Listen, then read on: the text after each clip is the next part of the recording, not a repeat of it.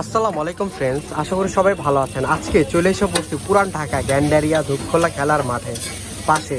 এখানে প্রতিদিন বিকেলে হলে এখানে বিভিন্ন খাবারের বাহারি খাবার নিয়ে বসেন এখানে। তো এখানে অনেক রকমের চাইনিজ খাবার আছে, আপনারা দেখতে পাচ্ছেন। এই যে মামায় আমাদেরকে লুডুস দিবে, প্রতি প্লেট প্যাকেটে হচ্ছে 50 টাকা করে। আমরা 3 প্যাকেট নেব। তো তার সাথে ওখানে আলু ভাজা, তারপর হচ্ছে পাস্তা, তারপর হচ্ছে চিকেন রাইস, চিকেন ফ্রাই, অনেক রকমের খাবার আছে। তো আজকে তোমাদেরকে দেখাবো যে এখানে অনেক রকমের খাবারের স্টলের দোকান বসছে।